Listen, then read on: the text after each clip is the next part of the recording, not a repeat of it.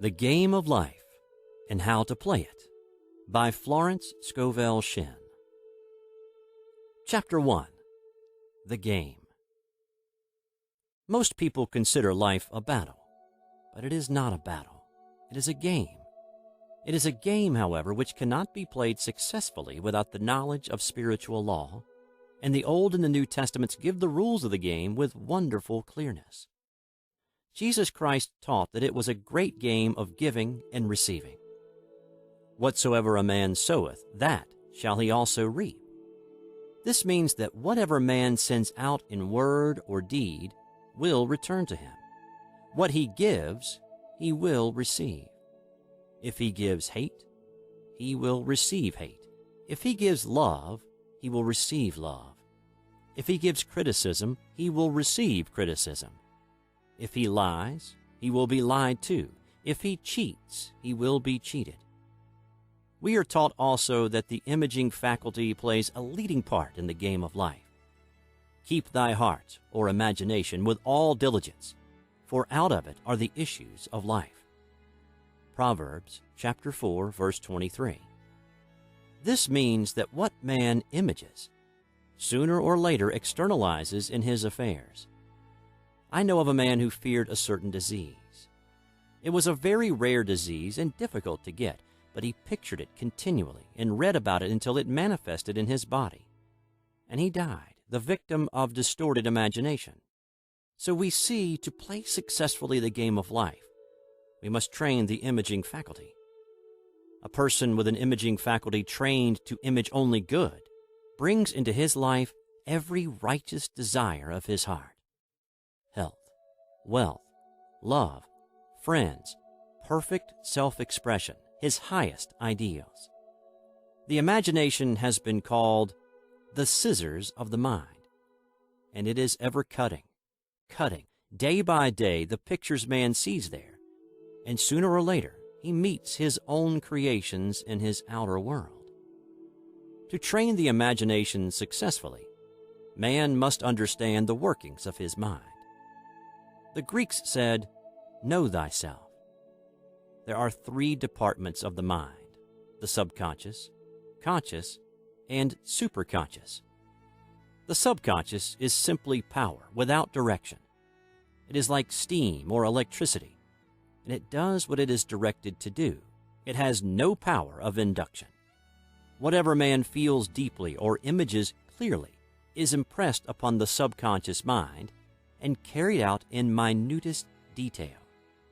For example, a woman I know, when a child, always made believe she was a widow. She dressed up in black clothes and wore a long black veil, and people thought she was very clever and amusing. She grew up and married a man with whom she was deeply in love. In a short time, he died, and she wore black and a sweeping veil for many years. The picture of herself as a widow was impressed upon the subconscious mind, and in due time worked itself out, regardless of the havoc created. The conscious mind has been called mortal or carnal mind. It is the human mind and sees life as it appears to be. It sees death, disaster, sickness, poverty, and limitation of every kind, and it impresses the subconscious. The superconscious mind is the God mind within each man, and is the realm of perfect ideas. In it is the perfect pattern spoken of by Plato, the divine design. For there is a divine design for each person. There is a place that you are to fill, and no one else can fill, something you are to do, which no one else can do. There is a perfect picture of this in the superconscious mind. It usually flashes across the conscious as an unattainable ideal, something too good to be true. In reality, it is man's true destiny or destination flashed to him from the infinite intelligence which is within himself. Many people, however, are in ignorance of their true destinies and are striving for things and situations which do not belong to them, and would only bring failure and dissatisfaction if attained. For example, a woman came to me and asked me to speak the word that she would marry a certain man with whom she was very much in love. She called him A.B. I replied that this would be a violation of spiritual law, but that I would speak the word for the right man, the divine selection, the man who belonged to her by divine right. I added, if A.B. is the right man, you can't lose him, and if he isn't, you will receive his equivalent. She saw A.B. frequently, but no headway was made in their friendship. One evening she called and said, "Do you know, for the last week, A.B. hasn't seemed so wonderful to me?" I replied, "Maybe he is not the divine selection. Another man may be the right one."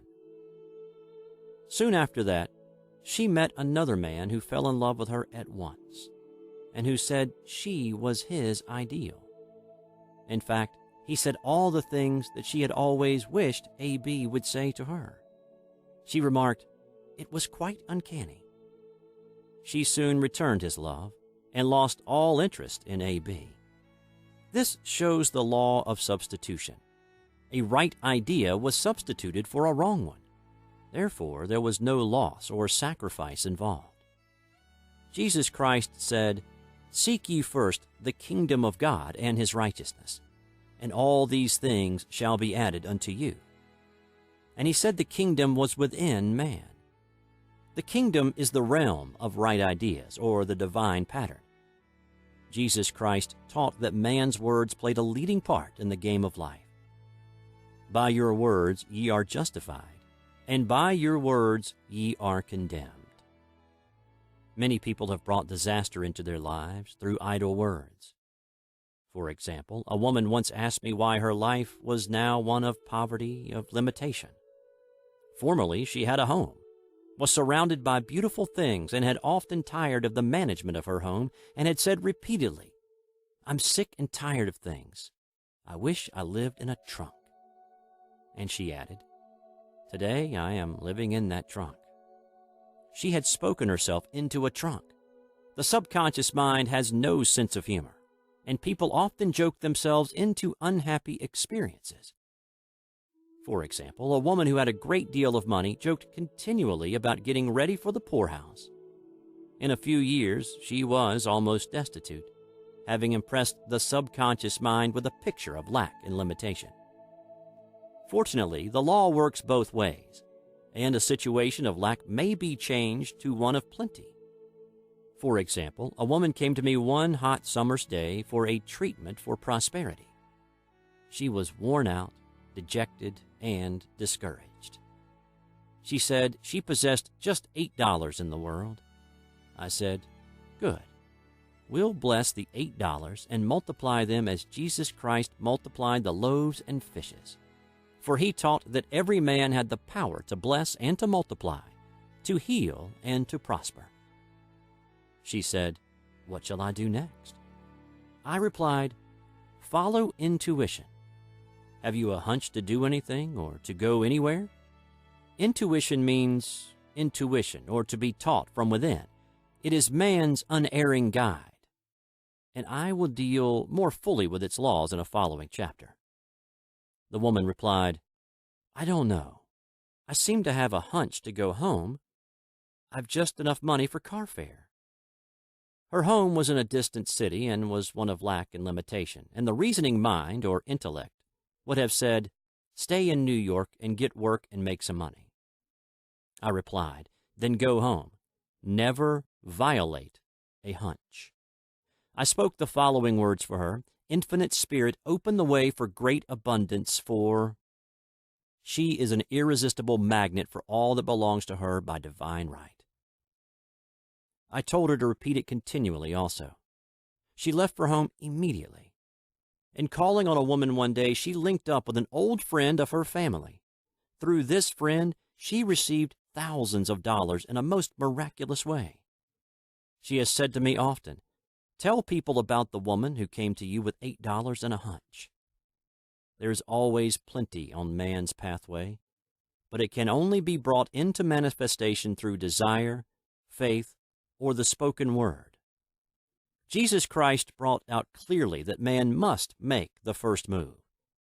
Ask, and it shall be given you. Seek, and ye shall find. Knock, and it shall be opened unto you. Matthew chapter 7, verse 7. In the Scriptures we read, "Concerning the works of my hands, command ye me." Infinite intelligence. God is ever ready to carry out man's smallest or greatest demands. Every desire, uttered or unexpressed, is a demand. We are often startled by having a wish suddenly fulfilled. For example, one Easter, having seen many beautiful rose trees in the florist's windows, I wished I would receive one, and for an instant saw it mentally being carried in the door. Easter came, and with it a beautiful rose tree. I thanked my friend the following day and told her it was just what I had wanted. She replied, "I didn't send you a rose tree. I sent you lilies." The man had mixed the order and sent me a rose tree simply because I had started the law in action, and I had to have a rose tree. Nothing stands between man and his highest ideals and every desire of his heart but doubt and fear. When man can wish without worrying, every desire will be instantly fulfilled. I will explain more fully in a following chapter the scientific reason for this, and fear must be erased from the consciousness. It is man's only enemy. Fear of lack, fear of failure, fear of sickness, fear of loss, and a feeling of insecurity on some plane. Jesus Christ said, "Why are ye fearful, O ye of little faith?" Matthew chapter 8, verse 26. So we can see we must substitute faith for fear is only inverted faith. It is faith in evil instead of good. The object of the game of life is to see clearly one's good and to obliterate all mental pictures of evil. This must be done by impressing the subconscious mind with a realization of good. A very brilliant man who has attained great success told me he had suddenly erased all fear from his consciousness by reading a sign which hung in a room. He saw printed in large letters this statement: "Why worry? It will probably never happen." These words were stamped indelibly upon his subconscious mind, and he has now a firm conviction that only good can come into his life, therefore only good can manifest. In the following chapter, I will deal with the different methods of impressing the subconscious mind. It is man's faithful servant, but one must be careful to give it the right orders. Man has ever a silent listener at his side, his subconscious mind. Every thought, every word is impressed upon it and carried out in amazing detail. It is like a singer making a record on the sensitive disc of the phonographic plate. Every note and tone of the singer's voice is registered. If he coughs or hesitates, it is registered also. So let us break all the old bad records in the subconscious mind, the records of our lives which we do not wish to keep, and make new and beautiful ones. Speak these words aloud with power and conviction. I now smash and demolish, by my spoken word, every untrue record in my subconscious mind. They shall return to the dust heap of their native nothingness, for they came from my own vain imaginings. I now make my perfect records through the Christ within, the records of health, wealth, love, and perfect self-expression. This is the square of life, the game completed. In the following chapters, I will show how man can change his conditions by changing his words. Any man who does not know the power of the word is behind the times. Death and life are in the power of the tongue. Proverbs chapter 18, verse 21. Chapter 2. The Law of Prosperity. One of the greatest messages given to the race through the Scriptures is that God is man's supply, and that man can release through his spoken word all that belongs to him by divine right. He must, however, have perfect faith in his spoken word. Isaiah said, "My word shall not return unto me void, but shall accomplish that where it is sent." We know now that words and thoughts are a tremendous vibratory force ever molding man's body and affairs. A woman came to me in great distress and said she was to be sued on the 15th of the month for $3,000. She knew no way of getting the money and was in despair. I told her God was her supply and that there is a supply for every demand. So I spoke the word. I gave thanks that the woman would receive $3,000 at the right time in the right way. I told her she must have perfect faith and act her perfect faith. The 15th came, but no money had materialized. She called me on the phone and asked what she was to do. I replied, "It is Saturday, so they won't sue you today. Your part is to act rich, thereby showing perfect faith that you will receive it by Monday." She asked me to lunch with her to keep up her courage. When I joined her at a restaurant, I said, "This is no time to economize. Order an expensive luncheon. Act as if you have already received the $3,000. All things whatsoever ye ask in prayer, believing, ye shall receive." You must act as if you have already received. The next morning, she called me on the phone and asked me to stay with her during the day. I said, "No, you are divinely protected, and God is never too late." In the evening, she phoned again, greatly excited, and said, "My dear, a miracle has happened. I was sitting in my room this morning when the doorbell rang. I said to the maid, 'Don't let anyone in.' The maid, however, looked out the window and said, 'It's your cousin with a long white beard.' So I said, 'Call him back. I would like to see him.' He was just turning the corner when he heard the maid's voice, and he came back. He talked for about an hour, and just as he was leaving, he said, 'Oh, by the way, how are finances?' I told him I needed the money, and he said, 'Why, my dear, I will give you $3,000 the first of the month.' I didn't like to tell him I was going to be sued. 'What shall I do? I won't receive it till the first of the month, and I must have it tomorrow,' I said. 'I'll keep on treating,' I said. 'Spirit is never too late.' I give thanks she has received the money on the invisible plane and that it manifests on time. The next morning, her cousin called her up and said, 'Come to my office this morning and I will give you the money.' That afternoon, she had $3,000 to her credit in the bank and wrote checks as rapidly as her excitement would permit. If one asks for success and prepares for failure, he will get the situation he is prepared for.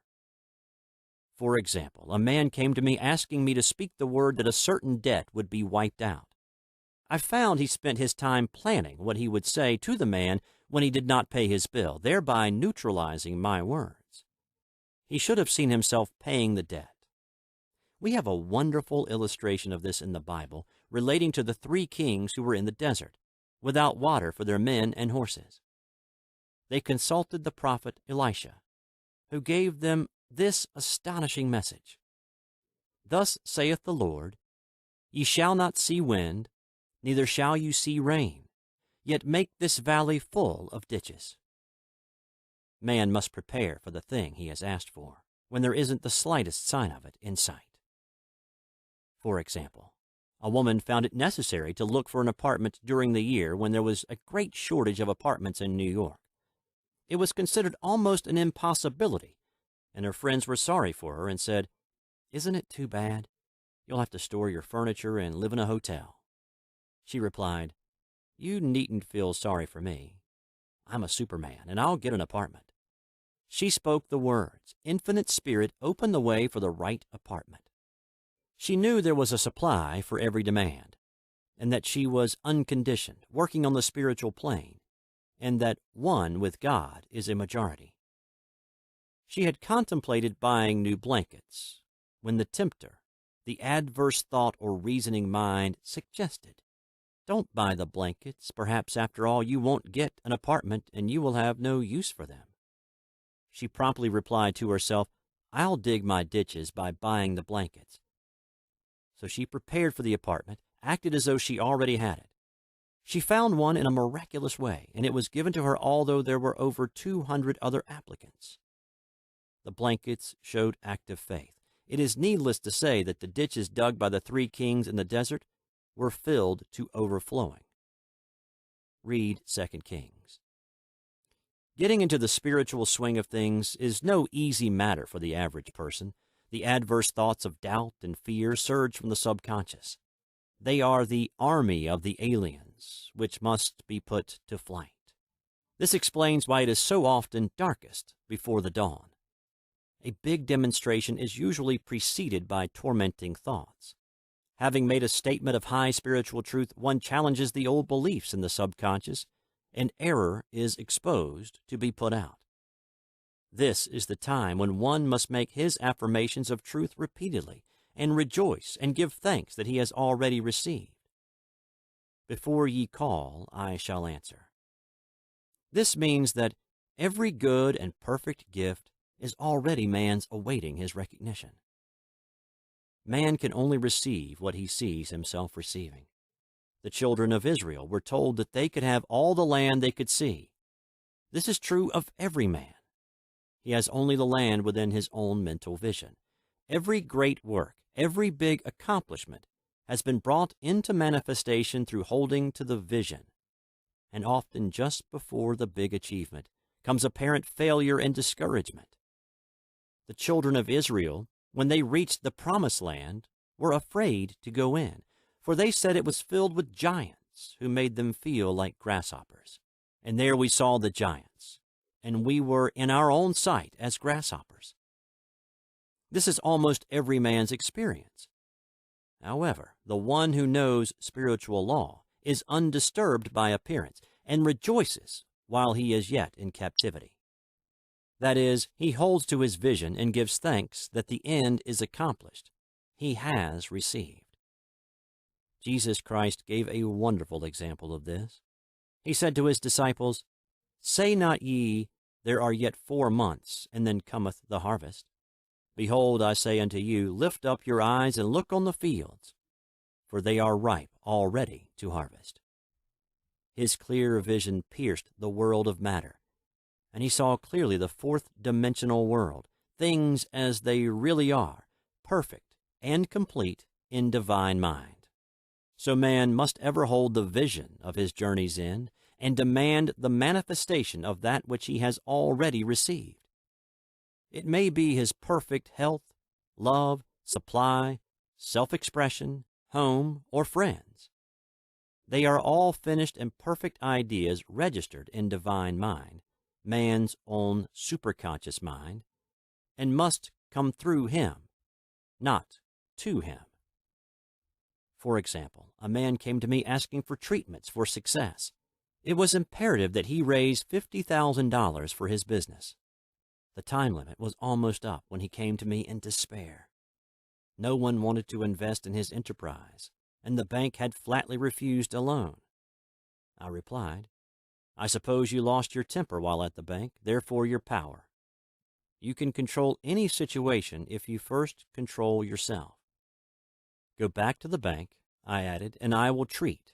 My treatment was, you are identified in love with the spirit of everyone connected with the bank. Let the divine idea come out of this situation. He replied, Woman, you are talking about an impossibility. Tomorrow is Saturday. The bank closes at 12, and my train won't get me there until 10, and the time limit is up tomorrow, and anyway, they won't do it. It's too late. I replied, God doesn't need any time and is never too late. With him, all things are possible. I added, I don't know anything about business, but I know all about God. He replied, It all sounds fine when I see her listening to you, but when I go out, it's terrible. He lived in a distant city, and I did not hear from him for a week. Then came a letter. It read, You were right. I raised the money and will never again doubt the truth of all that you told me. I saw him a few weeks later, and I said, What happened? You evidently had plenty of time after all. He replied, My train was late, and I got there just 15 minutes to 12. I walked into the bank quietly and said, I have come for the loan.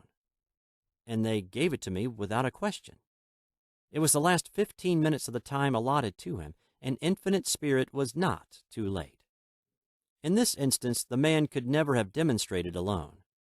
He needed someone to help him hold to the vision. This is what one man can do for another. Jesus Christ knew the truth of this when he said, "If two of you shall agree on earth as touching anything that they shall ask, it shall be done for them of my Father which is in heaven."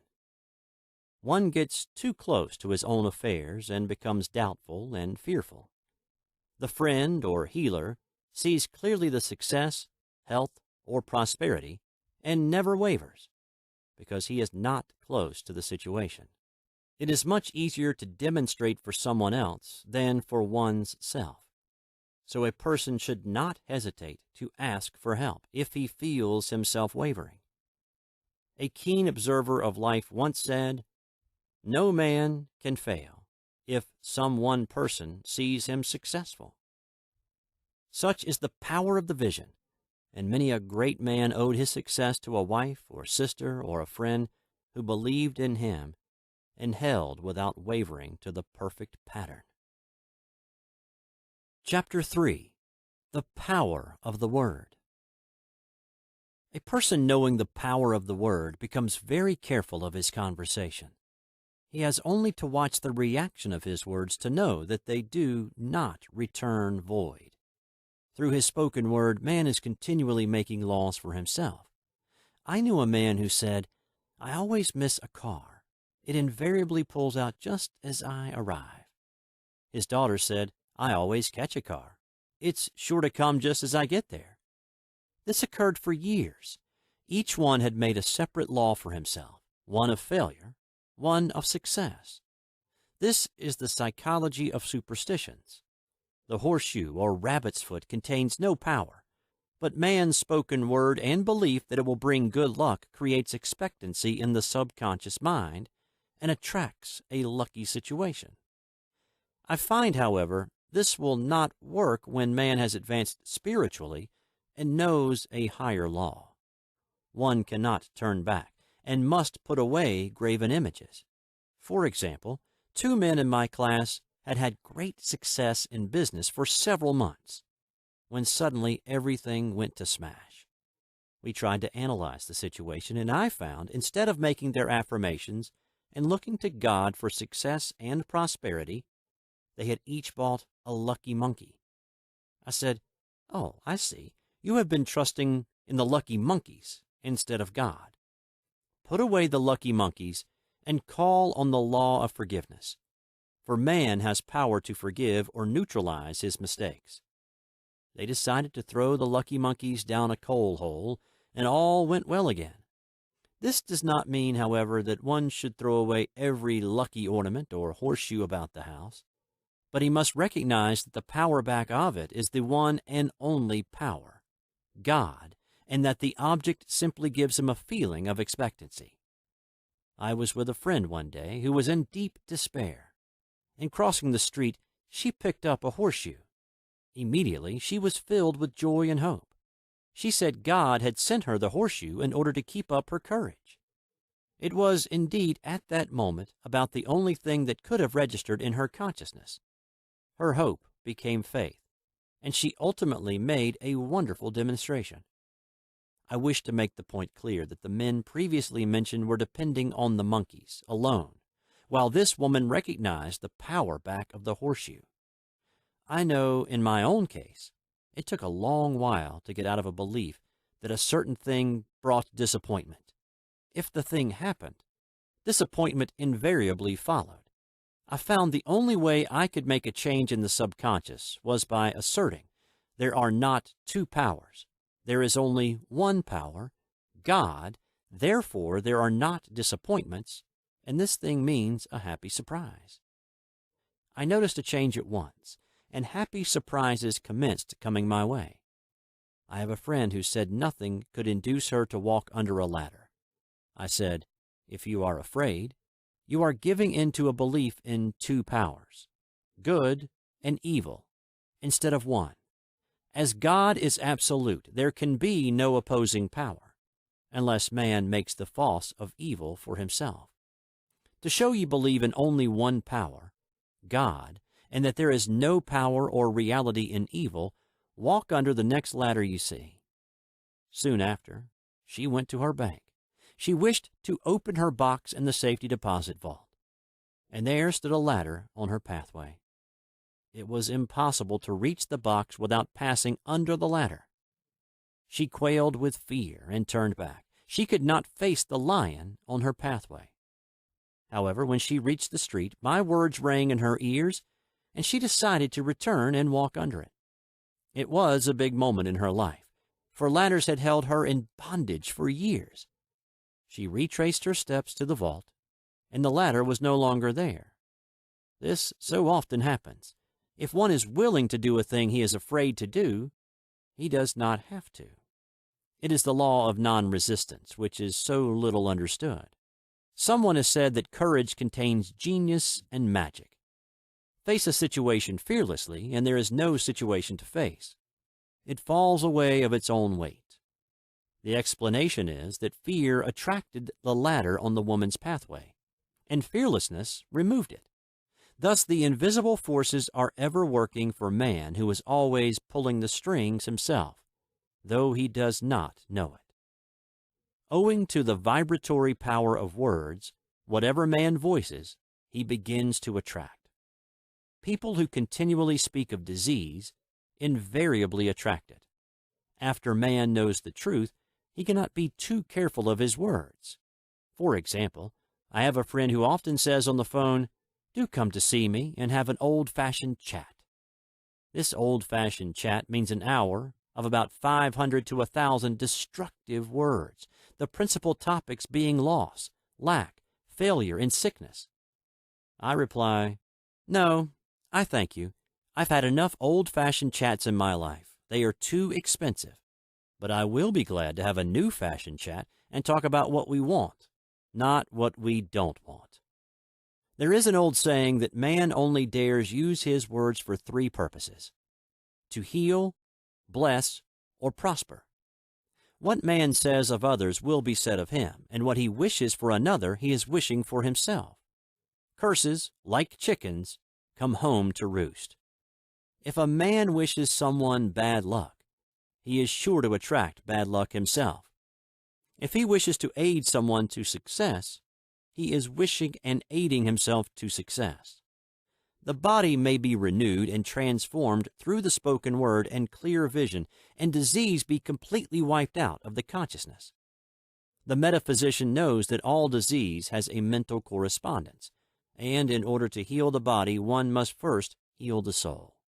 The soul is the subconscious mind, and it must be saved from wrong thinking. In the 23rd Psalm, we read, "He restoreth my soul."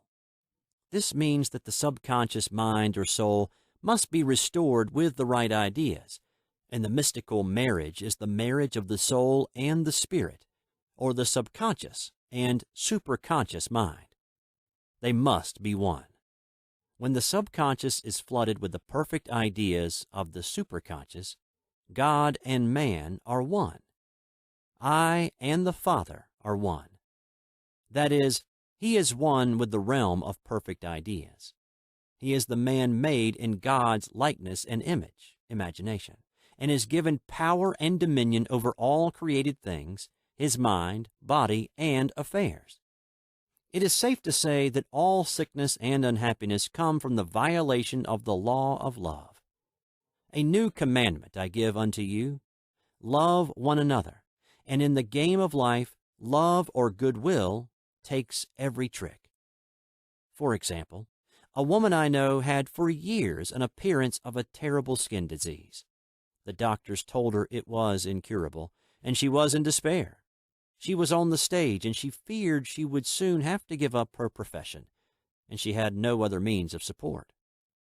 She, however, procured a good engagement, and on the opening night made a great hit.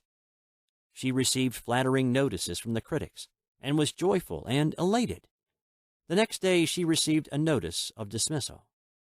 A man in the cast had been jealous of her success, and had caused her to be sent away. She felt hatred and resentment taking complete possession of her, and she cried out, "Oh, God, don't let me hate that man." That night she worked for hours in the silence. She said, I soon came into a very deep silence. I seemed to be at peace with myself, with the man, and with the whole world. I continued this for 2 following nights, and on the 3rd day I found I was healed completely of the skin disease. In asking for love or goodwill, she had fulfilled the law, for love is the fulfilling of the law, and the disease, which came from subconscious resentment, was wiped out. Continual criticism produces rheumatism as critical, inharmonious thoughts cause unnatural deposits in the blood which settle in the joints. False growths are caused by jealousy, hatred, unforgiveness, fear, etc. Every disease is caused by a mind not at ease. I said once in my class, there is no use asking anyone, what's the matter with you? We might just as well say, who's the matter with you? Unforgiveness is the most prolific cause of disease. It will harden arteries or liver and affect the eyesight. In its train are endless ills. I called on a woman one day who said she was ill from having eaten a poisoned oyster. I replied, oh no, the oyster was harmless. You poisoned the oyster. What's the matter with you? She answered, oh, about 19 people. She had quarreled with 19 people and had become so inharmonious that she attracted the wrong oyster. Any inharmony on the external indicates there is mental inharmony. As the within, so the without. Man's only enemies are within himself, and a man's foes shall be they of his own household. Personality is one of the last enemies to be overcome, as this planet is taking its initiation in love. It was Christ's message, peace on earth, goodwill towards man. The enlightened man, therefore, endeavors to perfect himself upon his neighbors. His work is with himself, to send out goodwill and blessings to every man, and the marvelous thing is that if one blesses a man, he has no power to harm him. For example, a man came to me asking to treat for success in business. He was selling machinery, and a rival appeared on the scene with what he proclaimed was a better machine, and my friend feared defeat. I said, first of all, we must wipe out all fear and know that God protects your interest, and that the divine idea must come out of the situation. That is, the right machine will be sold by the right man to the right man. And I added, don't hold one critical thought towards that man. Bless him all day and be willing not to sell your machine if it isn't the divine idea. So we went to the meeting, fearless and non-resistant, and blessing the other man. He said the outcome was very remarkable. The other man's machine refused to work, and he sold his without the slightest difficulty. But I say unto you, love your enemies, bless them that curse you, do good to them that hate you, and pray for them which spitefully use you and persecute you. Goodwill produces a great aura of protection about the one who sends it, and no weapon that is formed against him shall prosper. In other words, love and goodwill destroy the enemies with one's self. Therefore, one has no enemies on the external. There is peace on earth for him who sends goodwill to man. Chapter 4.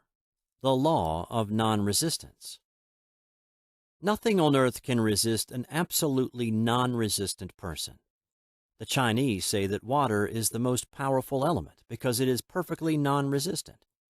It can wear away a rock and sweep all before it. Jesus Christ said, resist not evil. For he knew in reality there is no evil, therefore nothing to resist. Evil has come of man's vain imagination, or belief in two powers, good and evil. There is an old legend that Adam and Eve ate of Maya, the tree of illusion, and saw two powers instead of one power, God. Therefore, evil is a false law man has made for himself through psychoma or soul sleep.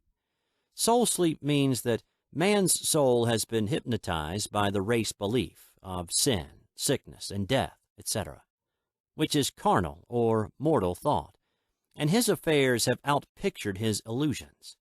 We have read in a preceding chapter that man's soul is his subconscious mind, and whatever he feels deeply, good or bad, is outpictured by that faithful servant. His body and affairs show forth what he has been picturing. The sick man has pictured sickness, the poor man poverty, the rich man wealth. People often say, "Why does a little child attract illness when it is too young even to know what it means?" I answer that children are sensitive and receptive to the thoughts of others about them, and often outpicture the fears of their parents. I heard a metaphysician once say, "If you do not run your subconscious mind yourself, someone else will run it for you." Mothers often unconsciously attract illness and disaster to their children by continually holding them in thoughts of fear and watching for symptoms. For example, a friend asked a woman if her little girl had had the measles. She replied promptly, "Not yet." This implied that she was expecting the illness and therefore preparing the way for what she did not want for herself and child. However, the man who is centered and established in right thinking, the man who sends out only goodwill to his fellow man and who is without fear, cannot be touched or influenced by the negative thoughts of others. In fact, he could then receive only good thoughts, as he himself sends forth only thoughts. Resistance is hell, for it places man in a state of torment. A metaphysician once gave me a wonderful recipe for taking every trick in the game of life. It is the acme of non-resistance. He gave it in this way. At one time in my life, I baptized children, and of course, they had many names. Now, I no longer baptize children, but I baptize events. But I give every event the same name. If I have a failure, I baptize it success, in the name of the Father, and of the Son, and of the Holy Ghost. In this, we see the great law of transmutation, founded on non-resistance. Through his spoken word, every failure was transmuted into success. For example, a woman who required money, and who knew the spiritual law of opulence, was thrown continually in a business way with a man who made her feel very poor. He talked lack and limitation, and she commenced to catch his poverty thoughts. So she disliked him and blamed him for her failure. She knew in order to demonstrate her supply, she must first feel that she had received. A feeling of opulence must precede its manifestation. It dawned on her one day that she was resisting the situation and seeing two powers instead of one. So she blessed the man and baptized the situation success. She affirmed, as there is only one power, God, this man is here for my good and my prosperity. Just what he did not seem to be there for.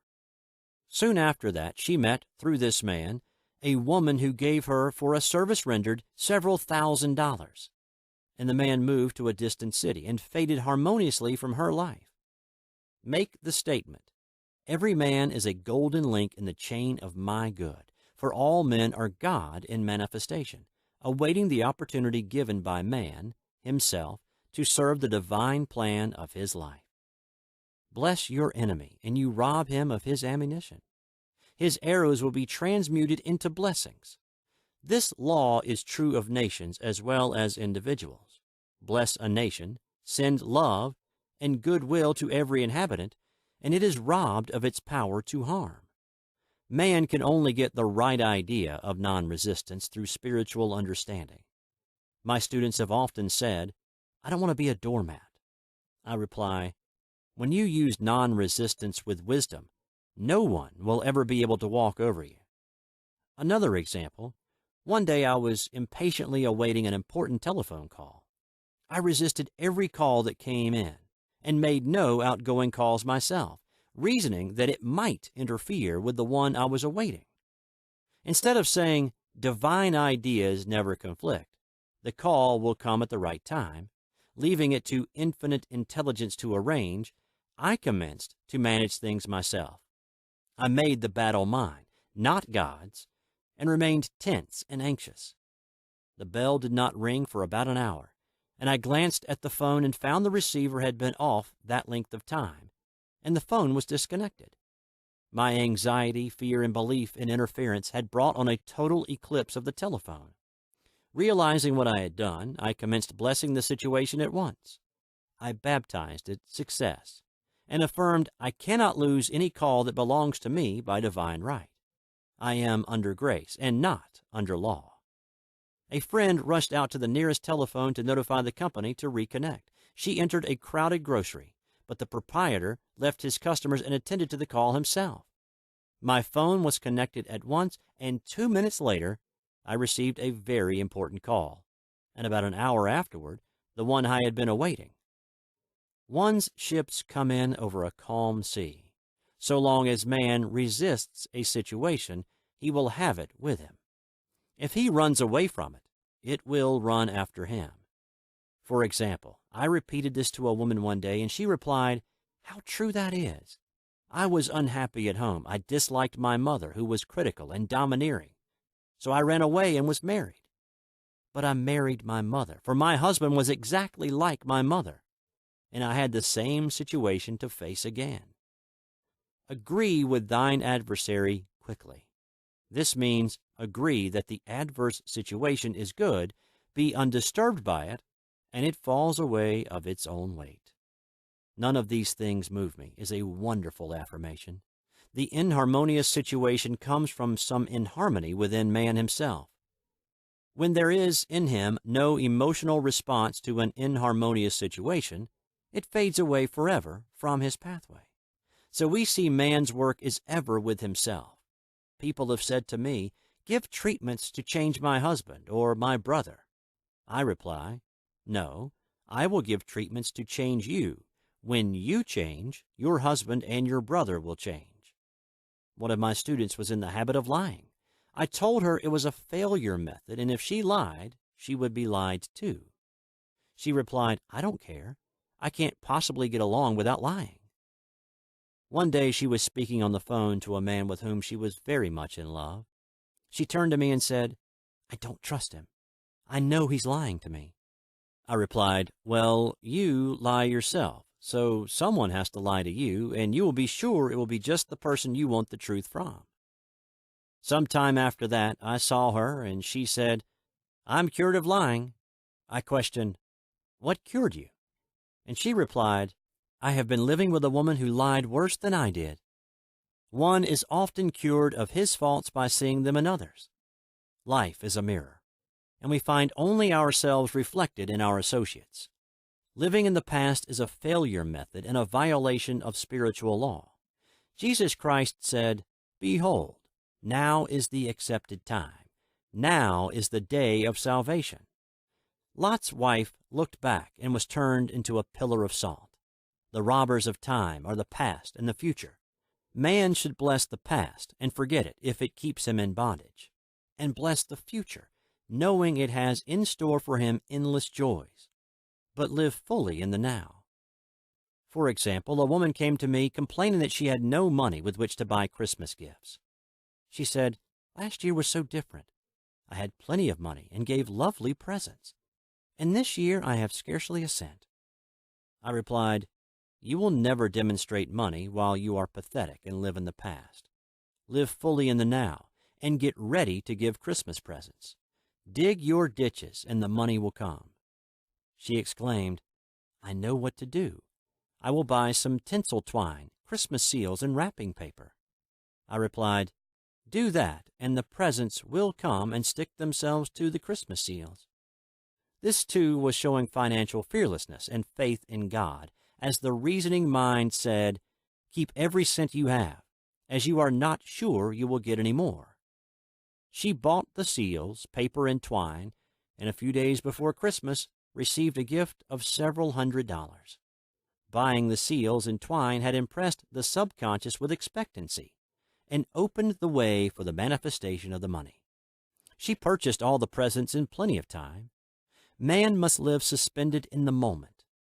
Look well, therefore, to this day. Such is the salutation of the dawn.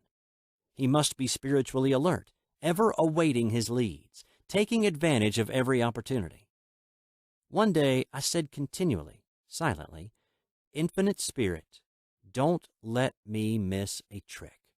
And something very important was told to me that evening. It is most necessary to begin the day with right words. Make an affirmation immediately upon waking. For example, Thy will be done this day. Today is a day of completion. I give thanks for this perfect day. Miracle shall follow miracle, and wonders shall never cease. Make this a habit, and one will see wonders and miracles come into his life. One morning I picked up a book and read, "Look with wonder at that which is before you." It seemed to be my message for the day. So I repeated again and again, "Look with wonder at that which is before you." At about noon, a large sum of money was given me, which I had been desiring for a certain purpose. In a following chapter, I will give affirmations that I have found most effective. However, one should never use an affirmation unless it is absolutely satisfying and convincing to his own consciousness, and often an affirmation is changed to suit different people. For example, the following has brought success to many. I have a wonderful work in a wonderful way.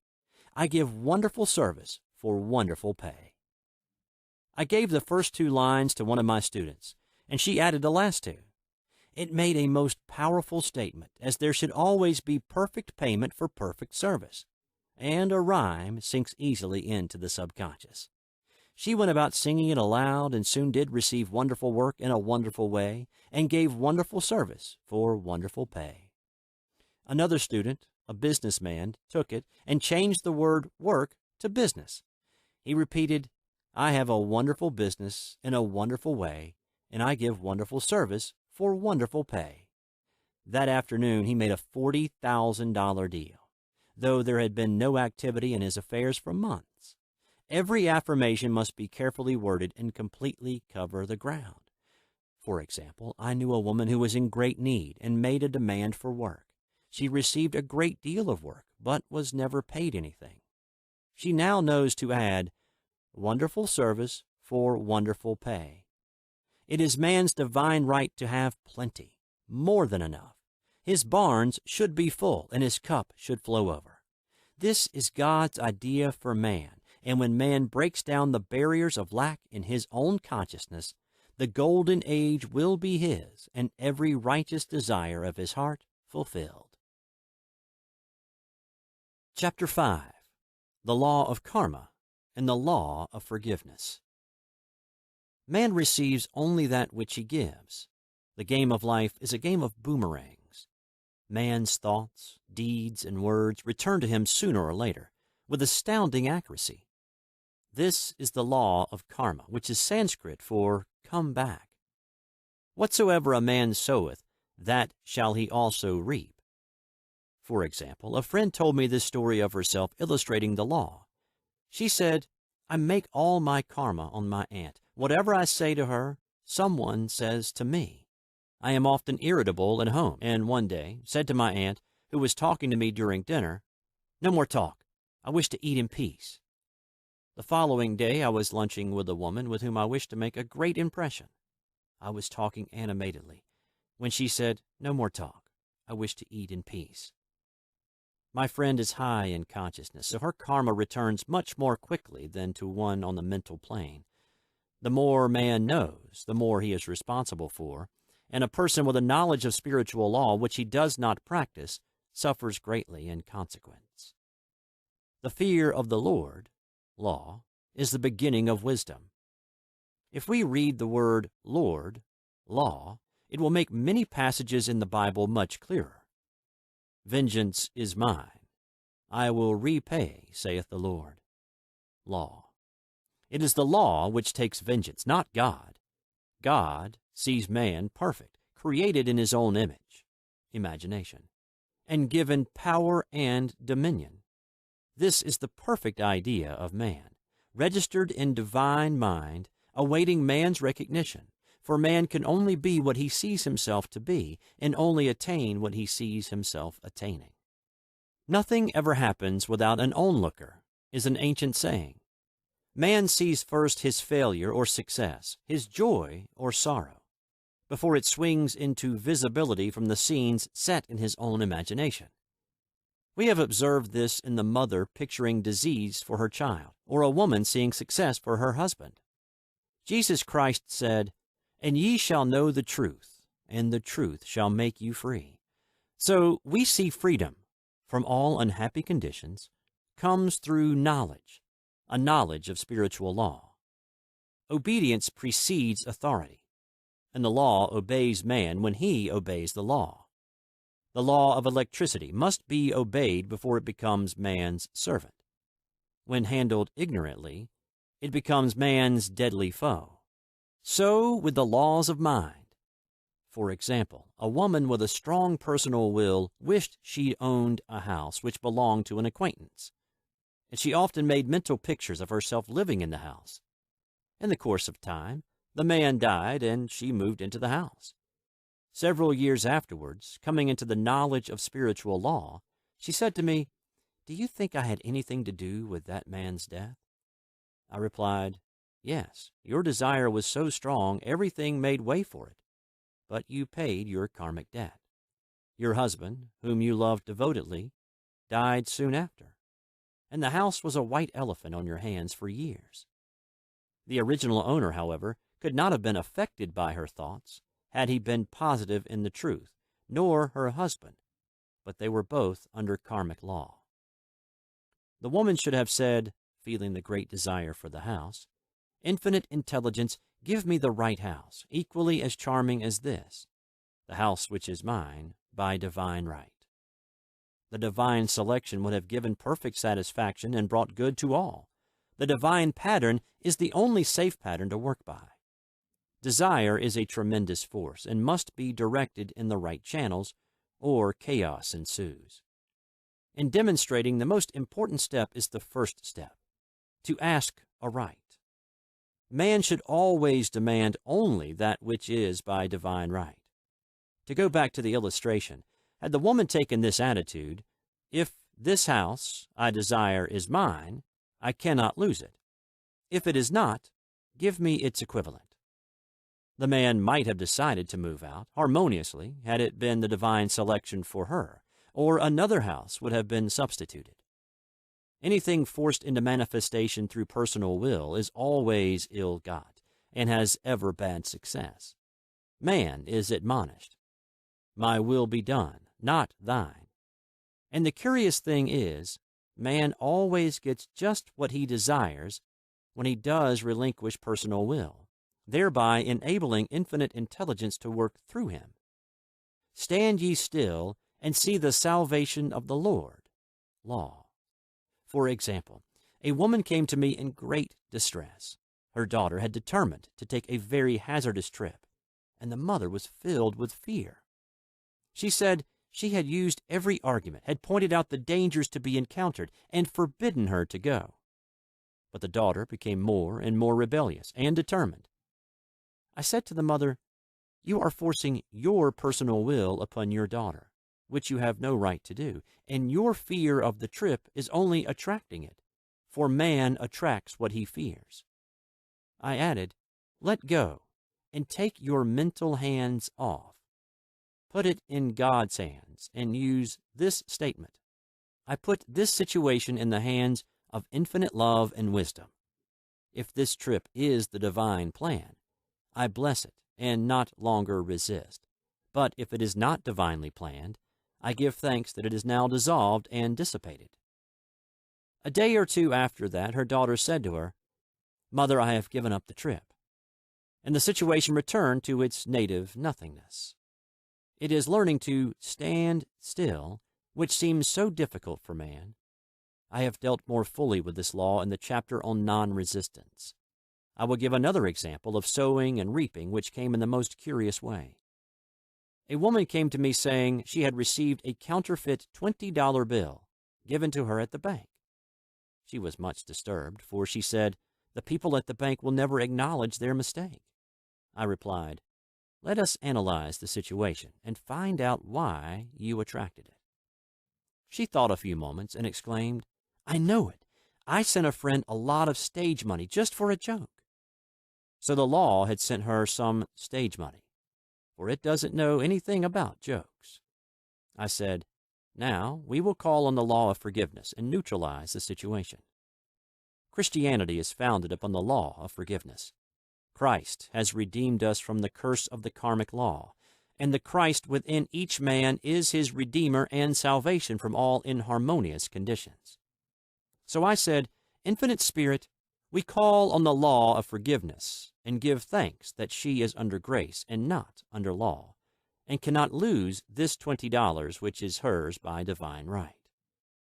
Now, I said, go back to the bank and tell them fearlessly that it was given you there by mistake. She obeyed, and to her surprise, they apologized and gave her another bill, treating her most courteously. So knowledge of the law gives man power to rub out his mistakes. Man cannot force the external to be what he is not.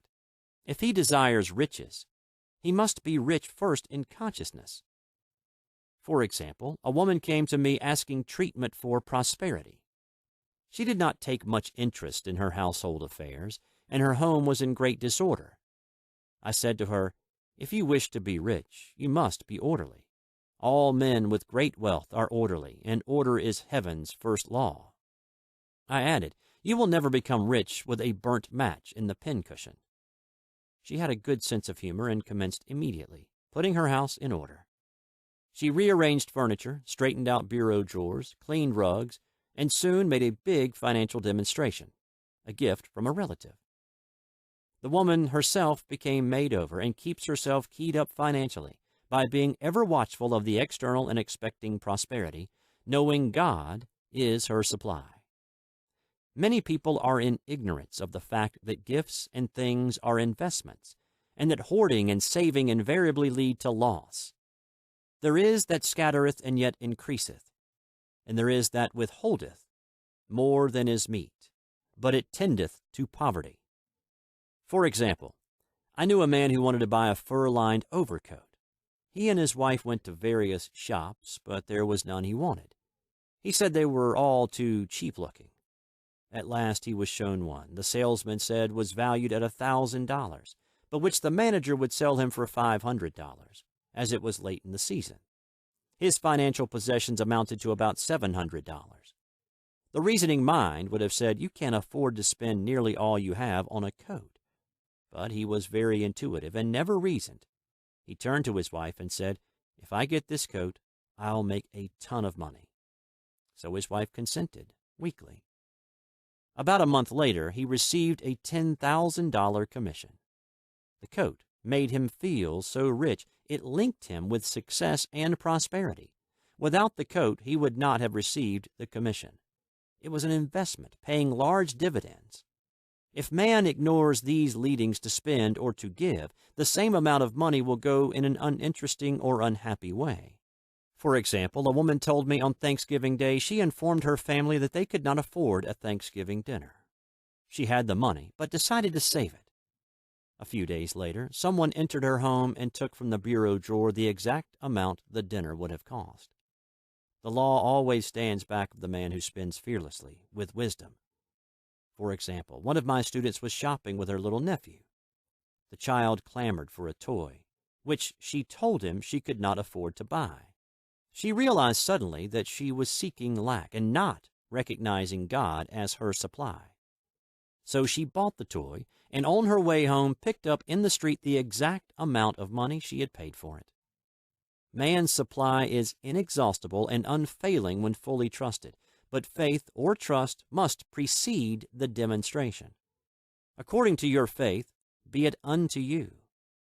Faith is the substance of things hoped for, the evidence of things not seen, for faith holds the vision steady, and the adverse pictures are dissolved and dissipated, and in due season we shall reap, if we faint not. Jesus Christ brought the good news, the gospel, that there was a higher law than the law of karma, and that law transcends the law of karma. It is the law of grace, or forgiveness. It is the law which frees man from the law of cause and effect, the law of consequence. Under grace and not under law. We are told that on this plane, man reaps where he has not sown. The gifts of God are simply poured out upon him. all that the kingdom affords is his. This continued state of bliss awaits the man who has overcome the race, or world thought. In the world thought there is tribulation, but Jesus Christ said, "Be of good cheer, I have overcome the world." The world thought is that of sin, sickness, and death. He saw their absolute unreality and said, "Sickness and sorrow shall pass away, and death itself, the last enemy, be overcome." We know now, from a scientific standpoint, that death could be overcome by stamping the subconscious mind with the conviction of eternal youth and eternal life. The subconscious, being simply power without direction, carries out orders without questioning. Working under the direction of the superconscious, the Christ or God within man, the resurrection of the body would be accomplished. Man would no longer throw off his body in death. It would be transformed into the body electric, sung by Walt Whitman, for Christianity is founded upon the forgiveness of sins and an empty tomb. Chapter 6. Casting the Burden, Impressing the Subconscious. When man knows his own powers and the workings of his mind, his great desire is to find an easy and quick way to impress the subconscious with good, for simply an intellectual knowledge of the truth will not bring results. In my own case, I've found the easiest way is in casting the burden. A metaphysician once explained it in this manner. He said, "The only thing which gives anything weight in nature is the law of gravitation. And if a boulder could be taken high above the planet, there would be no weight in that boulder." And that is what Jesus Christ meant when he said, "My yoke is easy and my burden is light." He had overcome the world vibration and functioned in the fourth dimensional realm, where there is only perfection, completion, life, and joy. He said, "Come to me, all ye that are labor and are heavy laden, and I will give you rest. Take my yoke upon you, for my yoke is easy and my burden is light." We are also told in the 55th Psalm to cast thy burden upon the Lord. Many passages in the Bible state that the battle is God's, not man's, and that man is always to stand still and see the salvation of the Lord. This indicates that the superconscious mind, or Christ within, is the department which fights man's battles and relieves him of burdens. We see, therefore, that man violates law if he carries a burden, and a burden is an adverse thought or condition, and this thought or condition has its root in the subconscious. It seems almost impossible to make any headway directing the subconscious from the conscious or reasoning mind. As the reasoning mind, the intellect, is limited in its conceptions and filled with doubts and fears. How scientific it then is to cast the burden upon the superconscious mind, or Christ within, where it is made light, or dissolved into its native nothingness. For example, a woman in urgent need of money, made light upon the Christ within, the superconscious, with the statement, "I cast this burden of lack on the Christ within, and I go free to have plenty." The belief in lack was her burden, as she cast it upon the superconscious with its belief of plenty. An avalanche of supply was the result. We read, "The Christ in you, the hope of glory." Another example, one of my students had been given a new piano, and there was no room in her studio for it until she had moved out the old one. She was in a state of perplexity. She wanted to keep the old piano, but knew of no place to send it. She became desperate, as the new piano was to be sent immediately, in fact, was on its way with no place to put it. She said it came to her to repeat, "I cast this burden on the Christ within, and I go free." A few moments later, her phone rang, and a woman friend asked if she might rent her old piano, and it was moved out, a few minutes before the new one arrived. I knew a woman whose burden was resentment. She said, "I cast this burden of resentment on the Christ within, and I go free to be loving, harmonious, and happy." The almighty superconscious flooded the subconscious with love, and her whole life was changed. For years, resentment has held her in a state of torment and imprisoned her soul, the subconscious mind. The statement should be made over and over and over, sometimes for hours at a time, silently or audibly, with quietness but determination. I have often compared it to winding up a Victrola. We must wind ourselves up with spoken words. I have noticed in casting the burden, after a little while one seems to see clearly. It is impossible to have clear vision while in the throes of carnal mind. Doubts and fear poison the mind and body, and imagination runs riot, attracting disaster and disease. In steadily repeating the affirmation, I cast this burden on the Christ within and go free, the vision clears, and with it a feeling of relief, and sooner or later comes the manifestation of good, be it health, happiness, or supply. One of my students once asked me to explain the darkness before the dawn. I referred in a preceding chapter to the fact that often, before the big demonstration, everything seems to go wrong, and deep depression clouds the consciousness. It means that out of the subconscious are rising the doubts and fears of the ages. These old derelicts of the subconscious rise to the surface, to be put out. It is then that man should clap his cymbals, like Jehoshaphat, and give thanks that he is saved, even though he seems surrounded by the enemy, the situation of lack or disease. The student continued, "How long must one remain in the dark?" And I replied, "Until one can see in the dark. And casting the burden enables one to see in the dark. In order to impress the subconscious, active faith is always essential. Faith without works is dead." In these chapters, I have endeavored to bring out this point. Jesus Christ showed active faith when he commanded the multitude to sit down on the ground before he gave thanks for the loaves and fishes. I will give another example showing how necessary this step is. In fact, active faith is the bridge over which man passes to his promised land. Through misunderstanding, a woman had been separated from her husband, whom she loved deeply. He refused all offers of reconciliation and would not communicate with her in any way. Coming into the knowledge of spiritual law, she denied the appearance of separation. She made this statement: "There is no separation in divine mind. Therefore, I cannot be separated from the love and companionship which are mine by divine right." She showed active faith by arranging a place for him at the table every day, thereby impressing the subconscious with a picture of his return. Over a year passed, but she never wavered, and one day he walked in. The subconscious is often impressed through music. Music has a fourth-dimensional quality and releases the soul from imprisonment. It makes wonderful things seem possible and easy of accomplishment. I have a friend who uses her Victrola daily for this purpose. It puts her in perfect harmony and releases the imagination. Another woman often dances while making her affirmations. The rhythm and harmony of music and motion carry her words forth with tremendous power. The student must remember also not to despise the day of small things.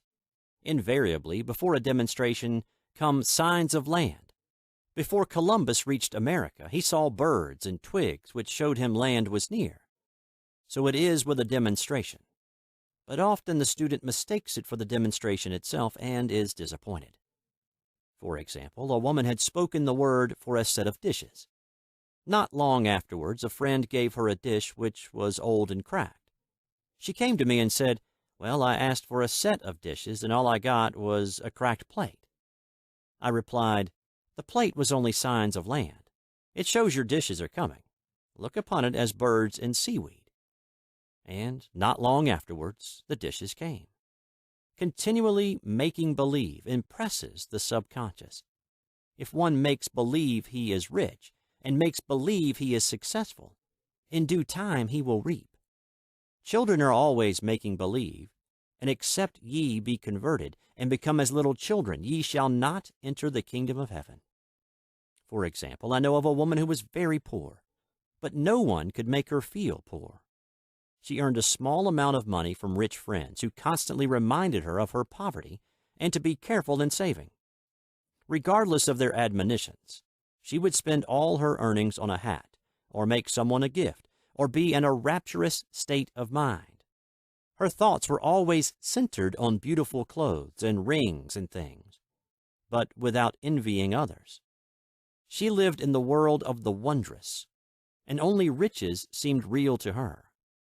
Before long, she married a rich man, and the rings and things became visible. I do not know whether the man was the divine selection, but opulence had to manifest in her life, and she had imaged only opulence. There is no peace or happiness for man until he has erased all fear from the subconscious. Fear is misdirected energy and must be redirected or transmuted into faith. Jesus Christ said, "Why are ye fearful, O ye of little faith? All things are possible to him that believeth." I am asked so often by my students, "How can I get rid of fear?" I reply, by walking up to the thing you are afraid of. The lion takes its fierceness from your fear. Walk up to the lion and he will disappear. Run away and he runs after you.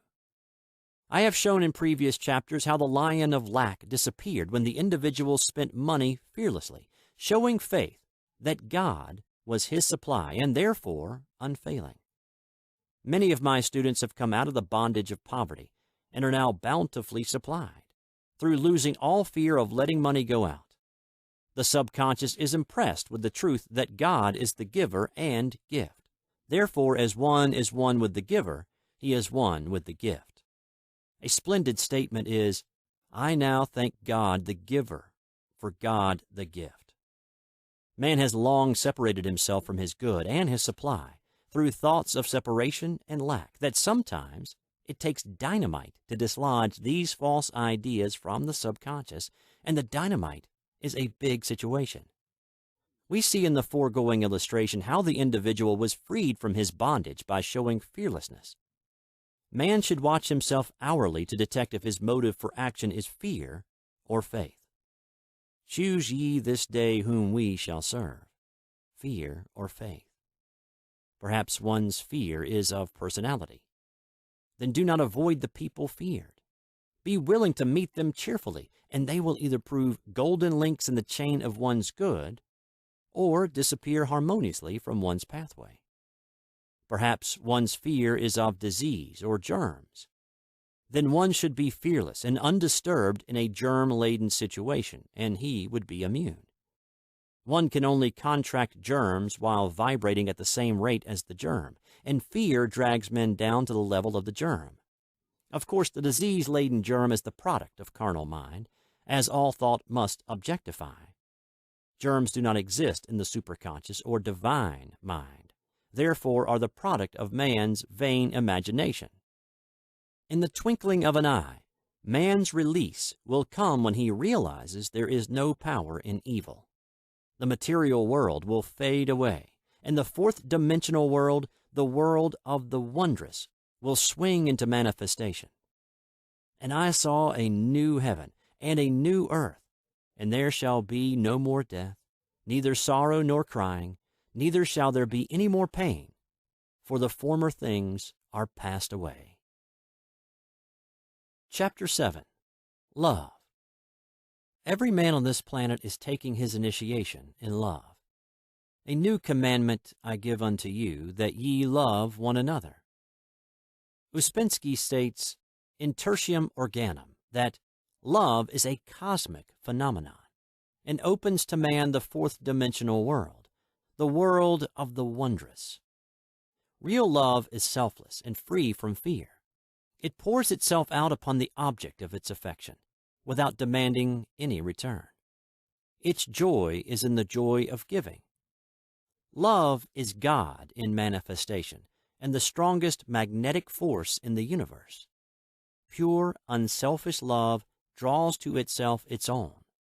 It does not need to seek or demand. Scarcely anyone has the faintest conception of real love.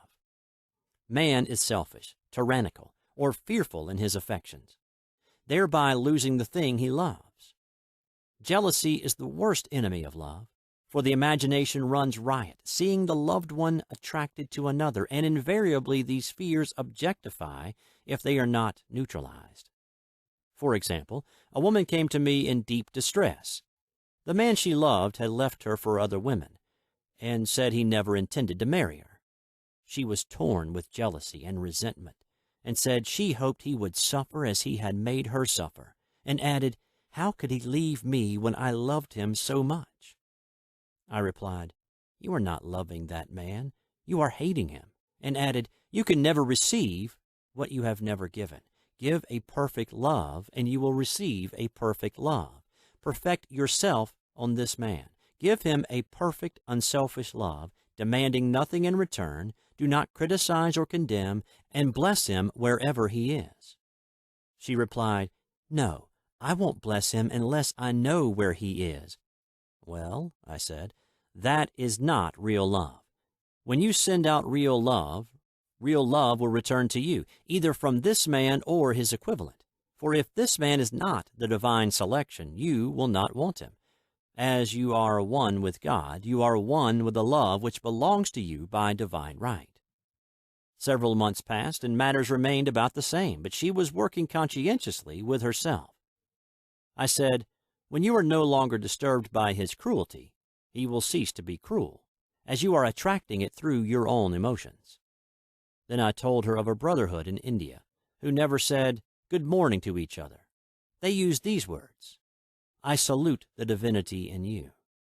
They saluted the divinity in every man and the wild animals in the jungle, and they were never harmed, for they saw only God in every living thing. I said, "Salute the divinity in this man, and say, I see your divine self only. I see you as God sees you, perfect, made in his image and likeness." She found she was becoming more poised and gradually losing her resentment. He was a captain, and she always called him the Cap. One day she said, suddenly, "God bless the Cap wherever he is." I replied, "Now that is real love, and when you have become a complete circle and are no longer disturbed by the situation, you will have his love or attract its equivalent." I was moving at this time and did not have a telephone, so was out of touch with her for a few weeks, when one morning I received a letter saying, "We are married." At the earliest opportunity, I paid her a call. My first words were, "What happened?" "Oh," she exclaimed, "a miracle. One day I woke up and all suffering had ceased. I saw him that evening and he asked me to marry him. We were married in about a week, and I have never seen a more devoted man." There is an old saying, "No man is your enemy. No man is your friend. Every man is your teacher." So one should become impersonal and learn what each man has to teach him, and soon he would learn his lessons and be free. The woman's lover was teaching her selfless love, which every man, sooner or later, must learn. Suffering is not necessary for man's development. It is the result of violation of spiritual law, but few people seem able to rouse themselves from their soul sleep without it. When people are happy, they usually become selfish, and automatically the law of karma is set in action. Man often suffers loss through lack of appreciation. I knew a woman who had a very nice husband, but she often said, "I don't care anything about being married. But that is nothing against my husband. I'm simply not interested in married life." She had other interests and scarcely remembered she had a husband. She only thought of him when she saw him. One day her husband told her he was in love with another woman and left. She came to me in distress and resentment. I replied, "It is exactly what you spoke the word for. You said you didn't care anything about being married, so the subconscious worked to get you unmarried." She said, "Oh yes, I see. People get what they want and then feel very much hurt." She soon became in perfect harmony with the situation and knew they were both much happier apart. When a woman becomes indifferent or critical and ceases to be an inspiration to her husband, he misses the stimulus of her early relationship and is restless and unhappy. A man came to me dejected, miserable, and poor. His wife was interested in the science of numbers and had had him read. It seems the report was not very favorable, for he said, "My wife says I'll never amount to anything because I'm a 2. I replied, "I don't care what your number is. You're a perfect idea in divine mind, and we will demand the success and prosperity which are already planned for you by that infinite intelligence." Within a few weeks, he had a very fine position, and a year or two later he achieved a brilliant success as a writer. No man is a success in business unless he loves his work. The picture the artist paints for love of his art is his greatest work. The potboiler is always something to live down. No man can attract money if he despises it. Many people are kept in poverty by saying, "Money means nothing to me, and I have a contempt for people who have it." This is the reason so many artists are poor. Their contempt for money separates them from it.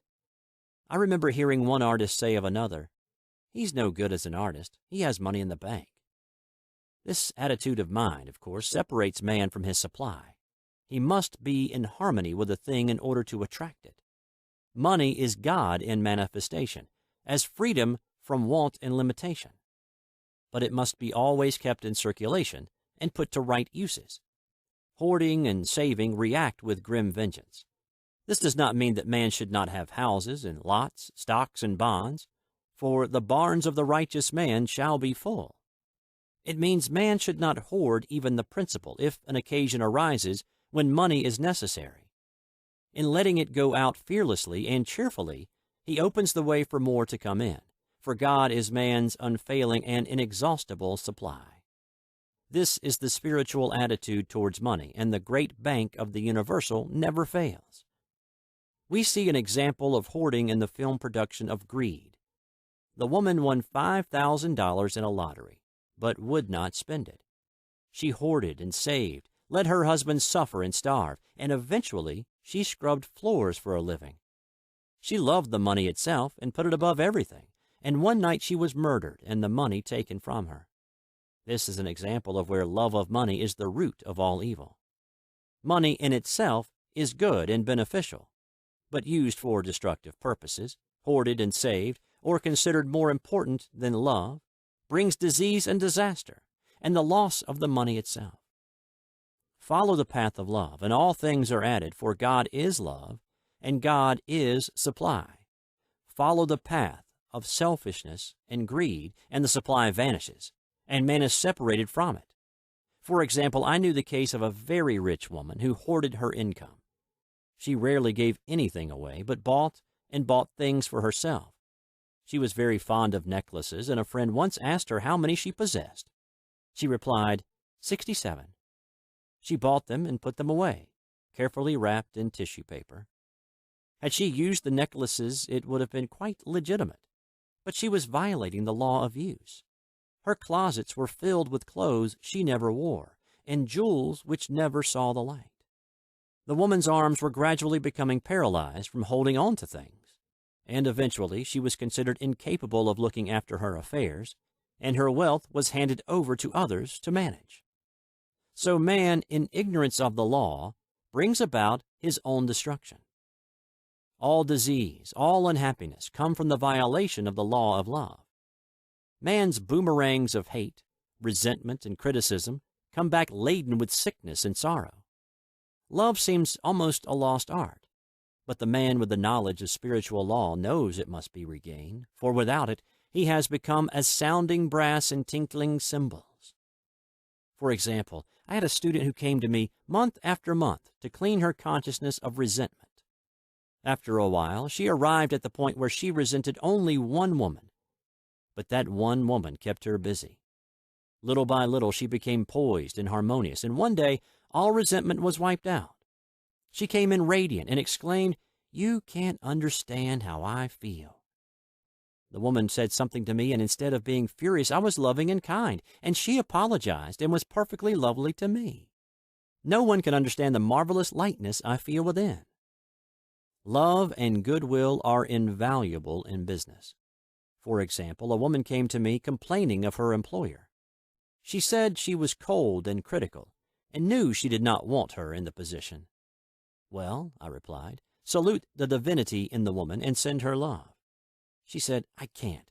She's a marble woman. I answered, you remember the story of the sculptor who asked for a certain piece of marble? He was asked why he wanted it, and he replied, because there is an angel in the marble. And out of it he produced a wonderful work of art. She said, very well, I'll try it. A week later she came back and said, I did what you told me to, and now the woman is very kind and took me out in her car. People are sometimes filled with remorse for having done someone an unkindness, perhaps years ago. If the wrong cannot be righted, its effect can be neutralized by doing someone a kindness in the present. This one thing I do, forgetting those things which are behind and reaching forth unto things where are before. Sorrow, regret, and remorse tear down the cells of the body and poison the atmosphere of the individual.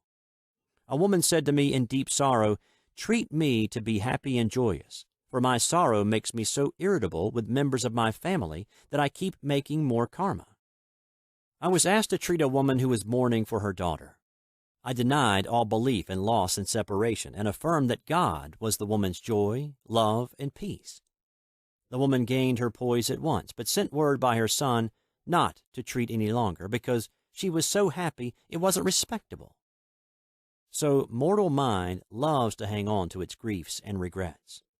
I knew a woman who went about bragging of her troubles, so of course she always had something to brag about. The old idea was if a woman did not worry about her children, she was not a good mother. Now, we know that mother fear is responsible for many of the diseases and accidents which come into the lives of children. For fear pictures vividly the disease or situation feared, and these pictures objectify, if not neutralized. Happy is the mother who can say sincerely that she puts her child in God's hands and knows, therefore, that he is divinely protected. For example, a woman awoke suddenly in the night, feeling her brother was in great danger. Instead of giving in to fears, she commenced making statements of truth, saying, man is a perfect idea in divine mind, and is always in his right place. Therefore, my brother is in his right place and is divinely protected. The next day she found that her brother had been in close proximity to an explosion in a mine, but had miraculously escaped. So man is her brother's keeper, in thought, and every man should know that the thing he loves dwells in the secret place of the Most High, and abides under the shadow of the Almighty. There shall no evil befall thee, neither shall any plague come nigh thy dwelling. Perfect love casteth out fear. He that feareth is not made perfect in love. And love is the fulfilling of the law. Chapter 8. Intuition or Guidance. There is nothing too great of accomplishment for the man who knows the power of his word, and who follows his intuitive leads. By the word, he starts in action unseen forces and can rebuild his body or remold his affairs. It is therefore of the utmost importance to choose the right words, and the student carefully selects the affirmation he wishes to catapult into the invisible. He knows that God is his supply, that there is a supply for every demand, and that his spoken word releases the supply. Ask, and ye shall receive. Man must make the first move. Draw nigh to God, and he will draw nigh to you. I have often been asked just how to make a demonstration. I reply, speak the word, and then do not do anything until you get a definite lead. Demand the lead, saying, Infinite Spirit, reveal to me the way. Let me know if there is anything for me to do. The answer will come through intuition or hunch, a chance remark from someone, or a passage in a book. The answers are sometimes quite startling in their exactness. For example, a woman desired a large sum of money. She spoke the words, Infinite Spirit, open the way for my immediate supply. Let all that is mine by divine right now reach me in great avalanches of abundance. Then she added, give me a definite lead. Let me know if there is anything for me to do. The thought came quickly. Give a certain friend, who had helped her spiritually, $100. She told her friend, who said, "Wait and get another lead before giving it."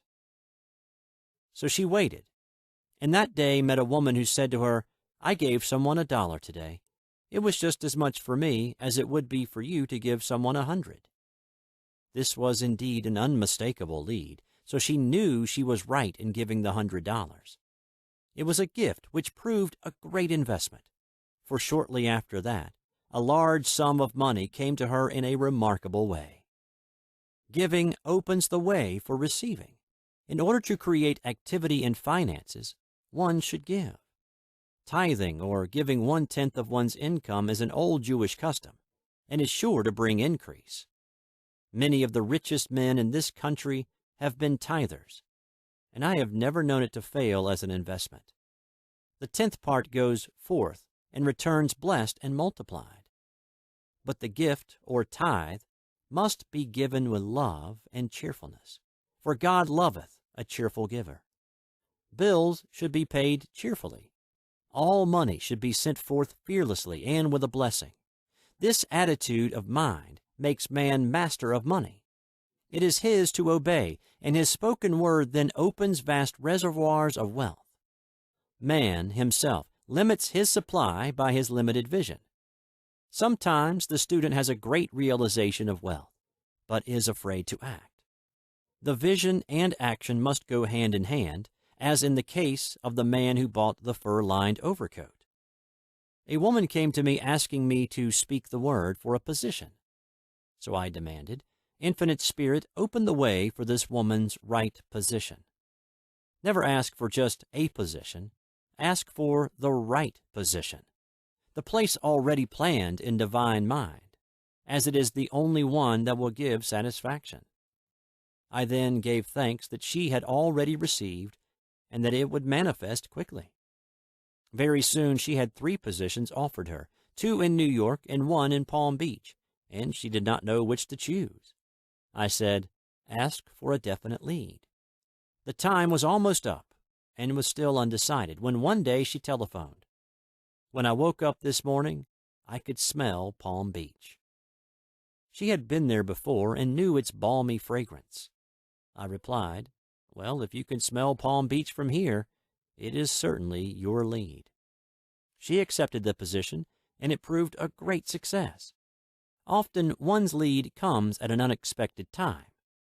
One day I was walking down the street when I suddenly felt a strong urge to go to a certain bakery, a block or 2 away. The reasoning mind resisted, arguing, "There is nothing there that you want." However, I had learned not to reason, so I went to the bakery, looked at everything, and there was certainly nothing there that I wanted. But coming out, I encountered a woman I had thought of often, and who was in great need of the help which I could give her. So often, one goes for one thing and finds another. Intuition is a spiritual faculty, and does not explain, but simply points the way. A person often receives a lead during a treatment. The idea that comes may seem quite irrelevant, but some of God's leadings are mysterious. In the class one day, I was treating that each individual would receive a definite lead. A woman came to me afterwards and said, "While you were treating, I got the hunch to take my furniture out of storage and get an apartment." The woman had come to be treated for health. I told her I knew in getting a home of her own, her health would improve, and I added, "I believe your trouble, which is a congestion, has come from having things stored away. Congestion of things causes congestion in the body. You have violated the law of use, and your body is paying the penalty." So I gave thanks that divine order was established in her mind, body, and affairs. People little dream of how their affairs react on the body. There is a mental correspondence for every disease. A person might receive instantaneous healing through the realization of his body being a perfect idea in divine mind, and therefore whole and perfect. But if he continues his destructive thinking, hoarding, hating, fearing, condemning, the disease will return. Jesus Christ knew that all sickness came from sin, but admonished the leper after the healing to go and sin no more, lest a worse thing come upon him. So man's soul, or subconscious mind, must be washed whiter than snow, for permanent healing, and the metaphysician is always delving deep for the correspondence.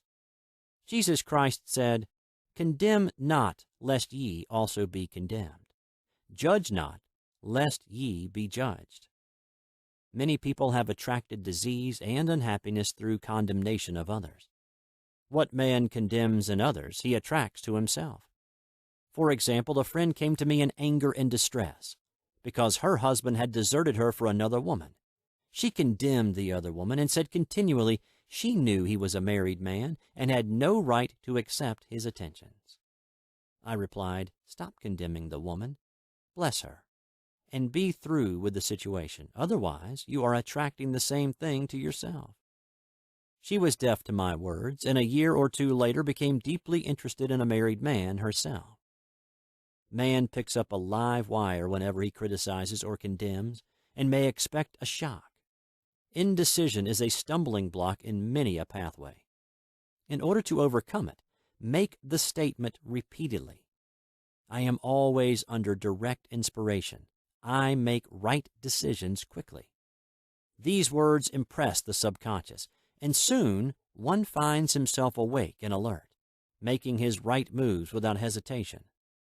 I have found it destructive to look to the psychic plane for guidance, as it is the plane of many minds and not the one mind. As man opens his mind to subjectivity, he becomes a target for destructive forces.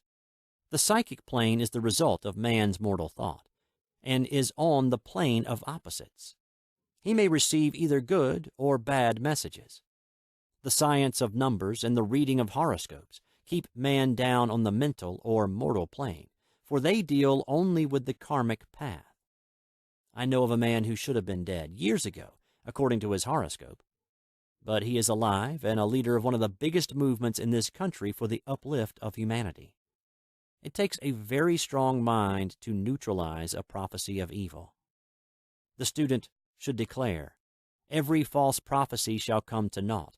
Every plan my Father in heaven has not planned shall be dissolved and dissipated. The divine idea now comes to pass." However, if any good message has ever been given one of coming happiness or wealth, harbor and expect it, and it will manifest sooner or later through the law of expectancy. Man's will should be used to back the universal will.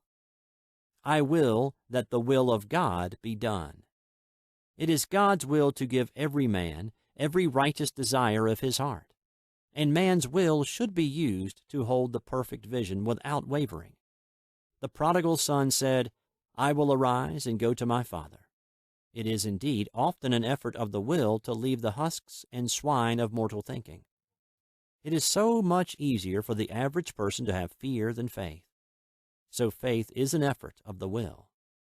As man becomes spiritually awakened, he recognizes that any external inharmony is the correspondence of mental inharmony.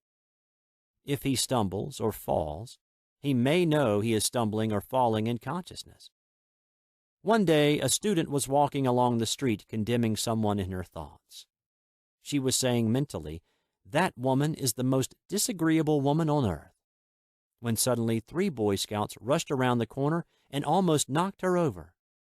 She did not condemn the Boy Scouts, but immediately called on the law of forgiveness and saluted the divinity in the woman. Wisdom's way are ways of pleasantness, and all her paths are peace. When one has made his demands upon the universal, he must be ready for surprises. Everything may seem to be going wrong, when in reality it is going right.